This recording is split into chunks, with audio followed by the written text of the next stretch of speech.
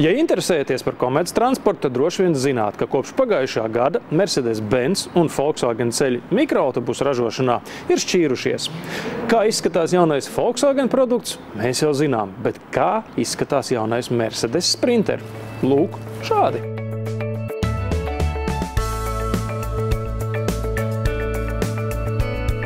Pašreizējo izskatu Mercedes komerctransporta modelis iemantoja pēdējās modernizācijas laikā vēl 2013. gadā. Paneļa dizaina izcelsmi savukārt meklējam vēl šīs modeļu paudzes pirmsākumos. Tiesa gan, kopš tā laika Sprinter konstrukcija, aprīkojums un tehnika vairāk kārt piedzīvojuši mazākus vai lielākus uzlabojumus. Tā, piemēram, pagājušajā gadā tika paaugstināta mazāko dīzeļdzinēju jauda un ieviesta jauna modeļa versija ar pilno masu 5,5 tonnas.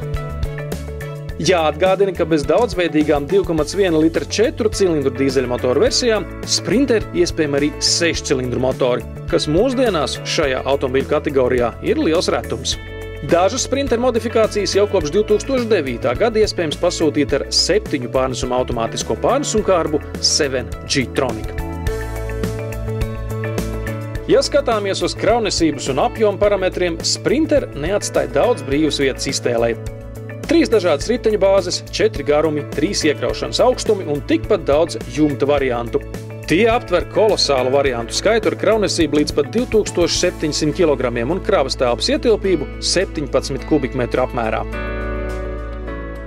Lai izspiestu maksimālu labumu, Sprinter smagsvaru modeļiem Mercedes pat piedāvā speciālas super single riepas.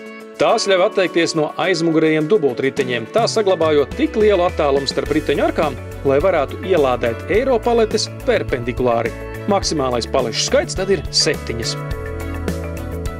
Sprinter kabīne demonstrē vāciešiem tipisko organizētību ar dažādu izmēru dokumentu un personīgo mantu nodalījumiem.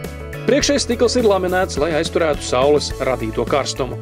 Par papildus samaksu uzstādīta 4 virzienos regulējuma stūres kolona, aizslēdzams cimdu nodalījums, audio sistēma, kondicionētājs, elektriski regulējumi un apsildāmi spoguļi.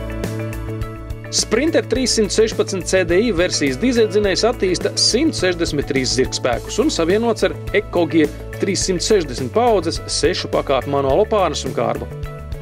Stūresrata forma, pārnesumkārbas svirs roktūrs un mērskala panelis aizgūti no Mercedes viegliem automobīļiem, lai atvieglotu šofera darbu ikdienā.